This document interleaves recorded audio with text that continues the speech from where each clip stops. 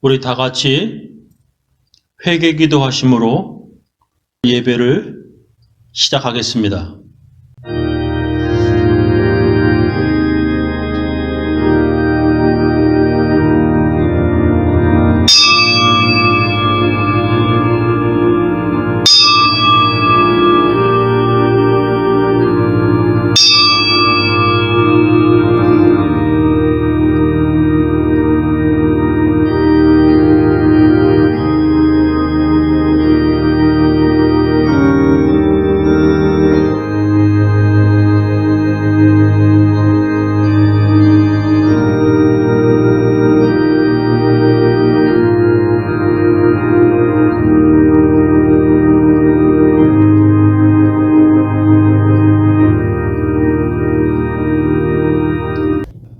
하나님 아버지, 믿는 자들을 부끄럼 당하지 않게 하시는 참 좋으신 하나님, 언제나 저희들을 기억하시고 은혜 베풀어 주심을 감사합니다. 오늘도 주일이라 주님의 말씀을 들으며 살고 그 말씀 가지고 살려가는 모든 사람들, 주님께서 은혜 베풀어 주시고 축복하시고 복 주실 줄 믿습니다. 주님 각 가정에 은혜를 베풀어 주옵소서. 예수님 이름으로 기도합니다. 오늘 집을 나서기 기도했나요? 오늘 받을 종이를 기도했나요?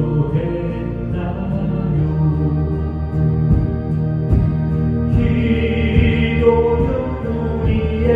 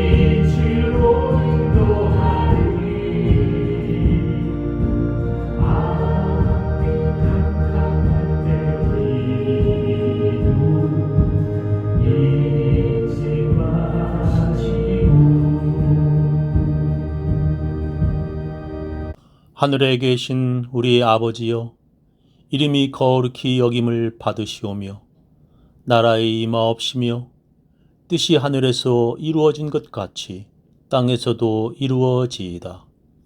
오늘날 우리에게 일용할 양식을 주옵시고 우리가 우리에게 죄 지은 자를 사하여 준 것 같이 우리 죄를 사하여 주옵시고 우리를 시험에 들게 하지 마옵시고 다만 악에서 구하옵소서. 대개 나라와 권세와 영광이 아버지께 영원히 있사옵나이다. 아멘. 전능하사 천지를 만드신 하나님 아버지를 내가 믿사오며 그 외아들 우리 주 예수 그리스도를 믿사오니 이는 성령으로 잉태하사 동정녀 마리아에게 나시고 본디오 빌라도에게 고난을 받으사 십자가에 못 박혀 죽으시고 장사한 지 사흘 만에 죽은 자 가운데서 다시 살아나시며 하늘에 오르사 전능하신 하나님 우편에 앉아 계시다가 저리로서 산 자와 죽은 자를 심판하러 오시리라. 성령을 믿사오며 거룩한 공예와 성도가 서로 교통하는 것과 죄를 사하여 주시는 것과 몸이 다시 사는 것과 영원히 사는 것을 믿사옵나이다. 오늘 하나님 말씀은 요한 3서입니다. 장로인 나는 사랑하는 가요 곧 내가 참으로 사랑하는 자에게 편지하노라. 사랑하는 자여, 네 영혼이 잘됨같이 네가 범사에 잘되고 강건하기를 내가 간구하노라. 형제들이 와서 네게 있는 진리를 증언하되 네가 진리 안에서 행한다 하니 내가 심히 기뻐하노라. 내가 내 자녀들이 진리 안에서 행한다 함을 듣는 것보다 더 기쁜 일이 없도다. 사랑하는 자여, 네가 무엇이든지 형제 곧 나그네 된 자들에게 행하는 것은 신실한 일이니 그들이 교회 앞에서 너의 사랑을 증언하였느니라. 네가 하나님께 합당하게 그들을 전송하면 좋으리로다. 이는 그들이 주의 이름을 위하여 나가서 이방인에게 아무것도 받지 아니함이라. 그러므로 우리가 이 같은 자들을 영접하는 것이 마땅하니 이는 우리로 진리를 위하여 함께 일하는 자가 되게 하려 함이라. 내가 두어 자를 교회에 썼으나 그들 중에 으뜸되기를 좋아하는 디오드레베가 우리를 맞아들이지 아니하니 그러므로 내가 가면 그 행한 일을 잊지 아니하리라. 그가 악한 말로 우리를 비방하고도 오히려 부족하여 형제들을 맞아들이지도 아니하고 맞아들이고자 하는 자를 금하여 교회에서 내쫓는도다. 사랑하는 자여, 악한 것을 본받지 말고 선한 것을 본받으라. 선을 행하는 자는 하나님께 속하고 악을 행하는 자는 하나님을 배웁지 못하였느니라. 데메드리오는 무사람에게도 진리에게서도 증거를 받았음에 우리도 증언하노니 너는 우리의 증언이 참된 줄을 아느니라. 내가 네게 쓸 것이 많으나 먹과 붓으로 쓰기를 원하지 아니하고 속히 보기를 바라노니 또한 우리가 대면하여 말하리라. 평강이 네게 있을지어다.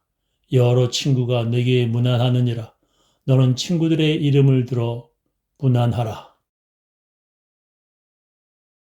오늘 제 설교 제목은 동역자와 회방꾼 두 번째 시간입니다. 오늘 성경 본문에 세 사람의 이름이 나옵니다. 가이오와 데메드리오라는 두 사람은 사도 요한을 돕는 동역자입니다. 그러나 디오드레베라는 사람은 그를 방해하는 회방꾼입니다. 오늘 성경 본문은 우리들에게 진리를 위하여 함께 수고하는 동역자들이 되라고 말씀하십니다. 이러므로 우리가 이 같은 자들을 영접하는 것이 마땅하니 이는 우리로 진리를 위하여 함께 수고하는 자가 되게 하려 함이니라 했습니다. 교회는 목사를 돕는 동역자들도 있지만 방해하는 회방꾼들도 있습니다. 모든 목사는 교인들이 목사를 돕는 동역자들이 되기를 바라며 또한 기도합니다. 교인들이 처음부터 목사를 돕는 동역자가 될 수 없습니다. 그러나 목사의 설교를 들으면서 교인들은 점점 목사의 동역자로 성장하는 것입니다. 그렇지만 목사의 원하는 것과 다르게 수많은 사람들이 동역자가 아니라 회방꾼이 됩니다. 어떻게 하면 교인들이 교회에서 회방꾼이 아니라 동역자가 됩니까? 저는 세 가지만 말씀드리겠습니다. 동역자가 무엇을 하는지 알아야 합니다. 동역자가 하는 일이 무엇입니까? 동역자가 왜 필요한 것입니까? 성경에 보면 하나님께서 모세를 선택하셔서 이스라엘 백성들을 이집트를 노예에서 해방되게 하십니다. 그리고 나서 그들은 모세를 따라 광야에서 행군하게 됩니다. 근데 백성들 사이에서 재판을 해야 하는 일이 생길 때 모세가 재판장 역할을 했습니다. 그렇게 모세 혼자서 그 수많은 재판을 하려니까 백성들이 하루 종일 그를 기다려야 했습니다. 그것을 본 그의 장인이 들어가 혼자 다 하려고 하지 말고 그 일을 다른 사람과 나누라고 말합니다. 그래서 모세는 자기 일을 도와줄 사람을 뽑아서 자기 대신 재판을 하도록 했습니다. 이렇게 지도자 모세를 돕는 동역자를 뽑는 내용이 출애굽기 18장에 기록되어 있습니다. 또한 사도행전 6장에 보면 사도들을 돕는 7명의 집사를 뽑는 이야기가 나옵니다. 예루살렘 교회 안에서 사도들이 하나님의 말씀과 기도에 집중할 수 있도록 그들을 돕는 7명의 집사를 뽑았습니다. 그리고 예루살렘 교회에서 사도들이 했던 음식 나누는 일을 집사들에게 맡겨 그들이 하도록 했습니다. 예수님 역시 12명의 제자들을 뽑으셨습니다. 왜 예수님이 그들을 제자로 뽑으셨습니까? 예수님의 일을 돕기 위해서 그들을 뽑은 것입니다. 이렇게 동역자들이 왜 필요하냐면 지도자를 돕기 위해서입니다. 또한 동역자가 되려면 지도자를 잘 도와야 하는 것입니다. 그래서 회방꾼과 동역자는 지도자를 돕는지 회방하는지에 따라 나누어지는 것입니다. 근데 어떤 사람은 지도자가 도와달라고 하지도 않는데 자꾸 돕겠다는 사람이 있습니다. 그것은 지도자를 돕는 것이 아니라 참견하는 것입니다. 지도자가 도와달라고 할 때 돕는 사람이 동역자입니다. 그래서 누군가 동역자가 되려면 지도자가 도와달라고 할 때 반드시 도와주어야 하는 것입니다. 그런데 대부분의 사람들은 지도자의 도움이 필요하다고 할 때 거절을 많이 합니다. 자기도 바쁘다고, 자기도 힘들다고 하면서 거절을 합니다. 어떤 사람은 그런 요청을 받으면 도망가고 교회를 떠납니다. 그러나 어떤 이는 자기도 바쁘고 그 일을 하기 싫지만 그래도 자기 시간을 내어서 도와주려는 사람이 있습니다. 그 사람들이 바로 동역자들입니다. 바울에게 그런 동역자들이 있었습니다. 너희가 그리스도 예수 안에서 나의 동역자들인 브리스가와 아굴라에게 문안하라. 저희는 내 목숨을 위하여 자기의 목이라도 내어 놓았나니 나뿐 아니라 이방인의 모든 교회도 저희에게 감사하느니라 했습니다. 지도자에게 이렇게 자기의 목이라도 내놓을 만한 동역자가 있다면 그 지도자는 행복한 것입니다. 지도자가 도와달라고 말할 때 그때는 동역자가 되는 아주 좋은 기회입니다. 바로 그것이 별것 아닌 작은 일이라 할지라도 지도자가 도움을 요청한 일이기에 그것은 결코 작은 일이 아닙니다. 예수님은 그런 일을 이렇게 말씀하셨습니다. 너희를 영접하는 자는 나를 영접하는 것이요 나를 영접하는 자는 나 보내신 이를 영접하는 것이니라. 선지자의 이름으로 선지자를 영접하는 자는 선지자의 상을 받을 것이요 의인의 이름으로 의인을 영접하는 자는 의인의 상을 받을 것이요 또 누구든지 제자의 이름으로 이 소자 중 하나에게 냉수 한 그릇이라도 주는 자는 내가 진실로 너에게 이르노니 그 사람이 결단코 상을 잃지 아니하리라 하시니라 했습니다. 예수님이 제자들을 전도하러 보내시면서 그들을 영접하는 것은 곧 예수님을 영접하는 것이라고 말씀하셨습니다. 그들에게 냉수 한 그릇이라도 주는 자는 결단코 상을 잃지 않을 거라고 말씀하셨습니다. 아주 작은 거라도 예수님이 보내신 제자를 돕는다면 그는 제자와 같은 상을 받을 거라고 말씀하셨습니다. 그래서 그런 작은 일을 돕는 것, 여기 재단에 있는 꽃 화분을 밖으로 옮기는 것도 지도자를 돕는 것입니다. 목사의 설교 파워포인트를 설교 시간에 하나하나 넘겨주는 것도 지도자를 돕는 것입니다.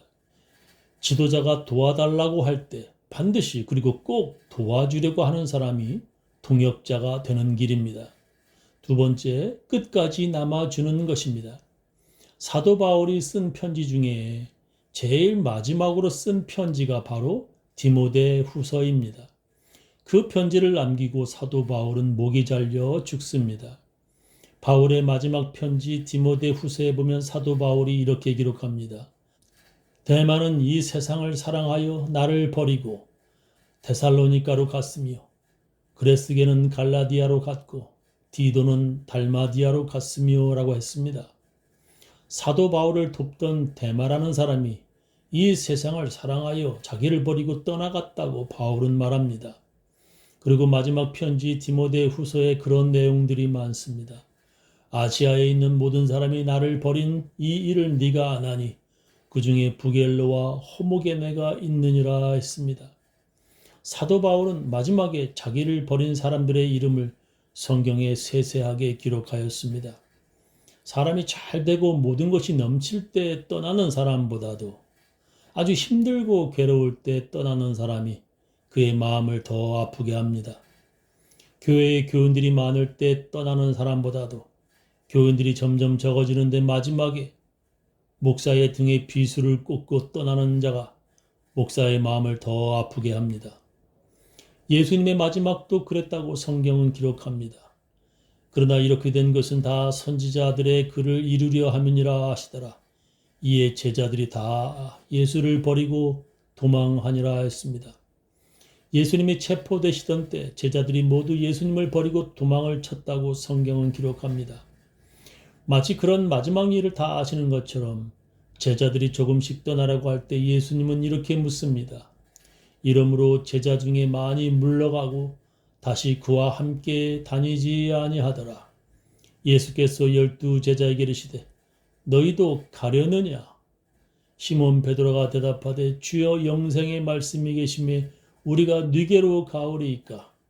우리가 주는 하나님의 거룩하신 자신 줄 믿고 알았삼나이다 했습니다. 영생의 말씀이 계심에 우리가 네게로 가오리까? 동역자들은 사람을 보고 옮기는 것이 아니라 말씀을 따라 움직입니다. 사람들이 다 떠나더라도 자기는 끝까지 남아있겠다고 하던 베드로라는 제자가 있었습니다. 그러나 그 역시 위험하고 부담될 때 예수님을 모른다고 하면서 예수님을 떠나버렸습니다. 그러나 그는 회개하고 다시 주님의 일에 돌아왔습니다. 이렇게 회개하고 돌아오는 자도 동역자가 됩니다. 그러나 떠나지 않고 끝까지 남아있는 자들이 더 귀한 동역자가 되는 것입니다. 동역자가 되는 길에 대해서 저는 말씀을 드리고 있습니다. 첫 번째, 동역자가 무엇하는 사람인지 알아야 한다고 말씀드렸습니다. 동역자는 지도자를 돕는 사람입니다. 그래서 동역자는 지도자의 도움이 필요하다는 말을 기다립니다. 그리고 그 말이 나오자마자 바로 지도자를 돕는 사람들이 동역자입니다. 두 번째는 지도자를 떠나지 않는 것입니다.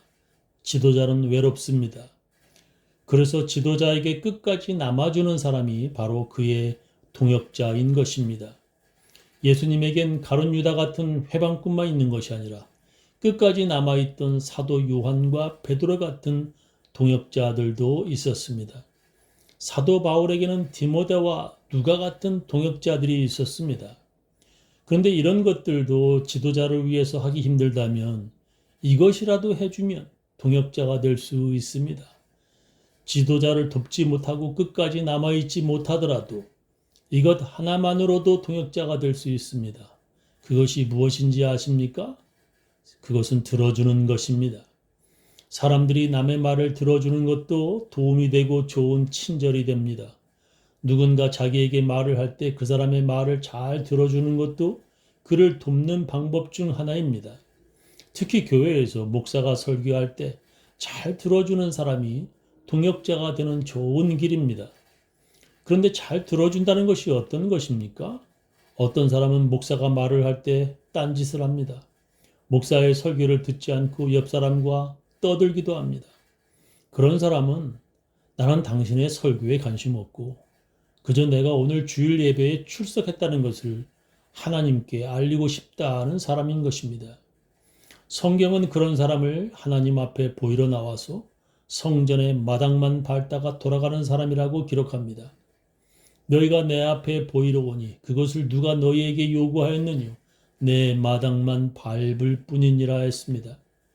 어떤 이는 비록 설교하는 목사를 쳐다보지만 생각은 이미 다른 곳에 가 있습니다.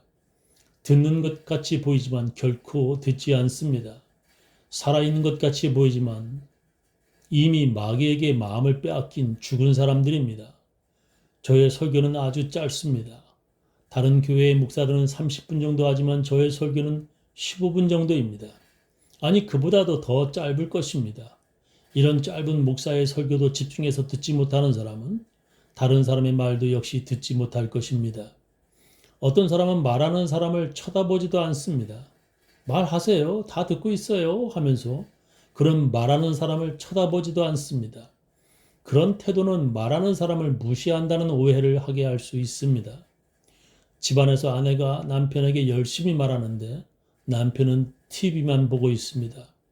그가 아내를 무시한다고 오해받을 수 있습니다. 학교에서 선생은 열심히 가르치고 있는데 학생은 스마트폰 보면서 딴짓하고 있습니다. 학교에서 선생은 열심히 가르치고 있는데 책상에 누워서 자고 있습니다. 그 학생은 선생을 무시하는 자로 여겨질 수 있습니다. 풋볼 경기에서 쿼터백이 공을 던지는데 쿼터백을 쳐다보지 않는 선수는 공을 잡을 수 없습니다. 그런 사람은 나중에 직장에 가서도 좋은 동역자가 되지 못합니다. 좋은 동역자가 되는 것은 잘 듣는 것부터 시작하는 것입니다. 저는 우리 교인들 모두 다 좋은 동역자 되기를 예수님의 이름으로 축원합니다.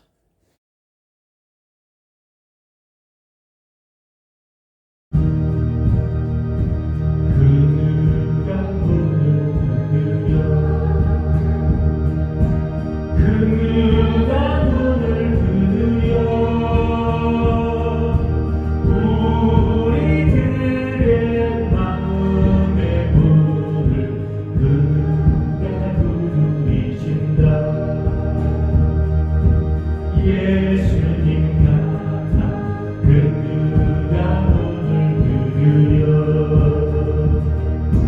예수님 나타 그 누가 문을 두드려 우리들의 마음의 문을 그 누가 두드리신다. 성도여 문을 열어라. 성도여 문을 열어라. 우리들을 불러주신다.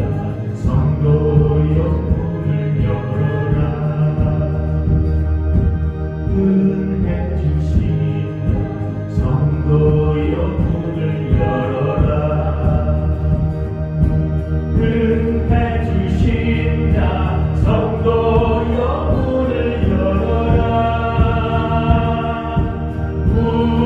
우리들을 불러주신다.